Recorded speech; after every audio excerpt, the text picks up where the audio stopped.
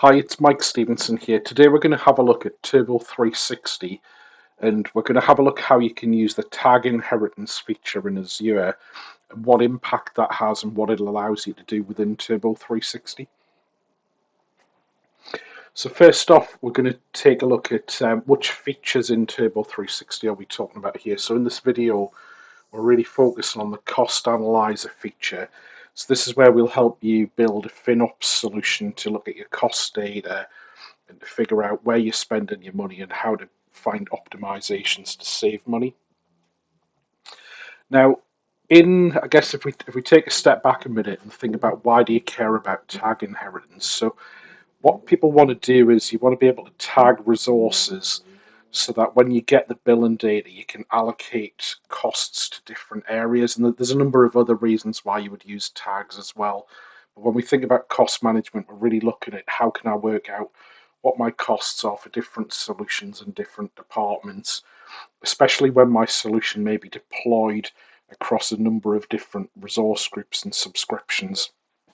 The idea of tag inheritance is, can I make it easier to configure these tags? So you might have thousands and thousands of resources and having to go and tag them all and enforce policies to make sure all your different teams tag things correctly can be quite an effort to do that, especially if you've already got a pre-existing architecture. With tag inheritance, you can apply tags at resource group and subscription level that can then be inherited down onto the resources. So if we take a look at an example here, I was looking at our subscriptions and I've included these tags here. So billing department, billing environment, product owner, product service owner and technical owner. And to keep things simple, what I'm going to do in our environment is I'll apply these at subscription level, and then all of the resources that are already deployed will just inherit these tags. So first off, how do you set this up? So there's an article, I've put a little link up at the top here to the Microsoft documentation where you can find how to do this. And there's a slight variation depending on whether you've got an MCA or you've got an enterprise agreement. So there's a couple of variations on the steps on this. Excuse me. We've got an MCA, so I'll just go through the steps on how to do this. So here, the first thing to note is you have to go to this cost management piece here. Sometimes I get confused and go to the cost management and billing one, and I end up not being able to find the settings. Just if you've got an MCA, make sure you go to cost management. And then we choose the scope. So in our company, we choose the Covi scope. And then within the billing profile for Covi, in the configuration area down here, this is the bit you're looking for, is the tag inheritance. So I think in different places you can configure tag inheritance. I'm going to do it on the root billing profile, and then that'll inherit all the way down, which will be really cool. If I open up the tag inheritance bits, you do get a couple of options here. So you can see if you tick it to automatically apply it to new usage data, and then you've got a couple of choices here depending on if you want to keep an existing tag or if you want to inherit a tag. So what this really means is that if I've already got a tag defined on the resource and then I add one to the subscription, do you keep the resource one or do you keep the subscription one? Now we're going to have a look at a couple of examples of what that looks like, which we've taken from the Microsoft documentation. So here, if you notice, I've chosen to apply it and I'm going to keep the resource level tag. So what I'm doing here on the diagram, I'm applying this cost department at subscription level. I've defined apps at resource group level and then environments down here. So the usage records, this is really the billing data item that comes out from the Azure API or would appear in cost management. So if you notice, a couple of key things. So they all inherit the department, which comes from the subscription because none of them define that further down. But if we take a look, at the app, for example, so in here we're keeping the resource level tag. So this one here has the app defined on the resource. So when we look at the usage record, the app there's E to E, whereas on resource 3's record, that inherits it from the resource group because it's not defined on the resource itself. So that's the thing to note about if you keep the resource level tag, you would sort of take what the resource has and you wouldn't inherit.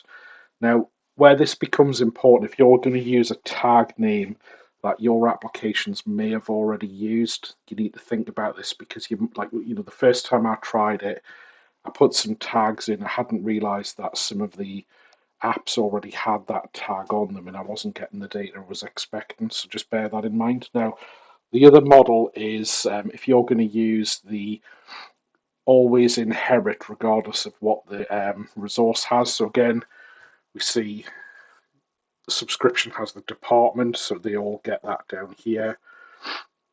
Same scenario before, resource group, we've defined the app tag.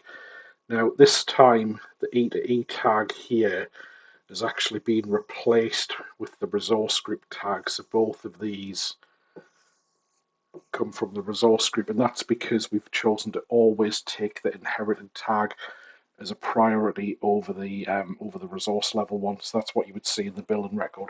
Now I hope that explains the differences between the two models. Now what I also did when I was setting this up, a lot of companies have lots of resource groups and subscriptions. So for me, I just put together a couple of quick queries here. So this little query in resource graph, that'll let you query the subscriptions, and I'm just extending the tags that I've got here so I can produce a nice table. In this case, I'm looking at the department, and I can see, out of my subscriptions I've tagged them all with an appropriate department. Now, what I found was sometimes you might end up with a lot of subscriptions that you haven't tagged and you're not really sure why. And you can see actually I've got some down here. That one's got a blank tag. So we've got a bunch of developers with MSDN subscriptions on the tenant where I haven't got permission to tag those and stuff. So just bear in mind if you're setting this up, make sure you've checked, you've tagged all your subscriptions. That'll help you do it. Likewise, there's a slight modification of that query you'll see here.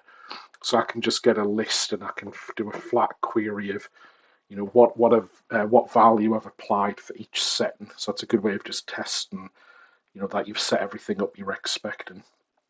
Now at this point, I'm going to jump over to Turbo 360 and we'll take a look at what this looks like. So over here, this is our internal Turbo 360, and I've got this playpen area. And if I open this up, and the first thing to note is I've got this this node on my tree view for department analysis, and we have a feature over here. So I'm just going to highlight this. Sorry, this auto create groups feature that you can turn on and you can edit over there. Now, what that lets me do is this lets me build the tree view on the left-hand side.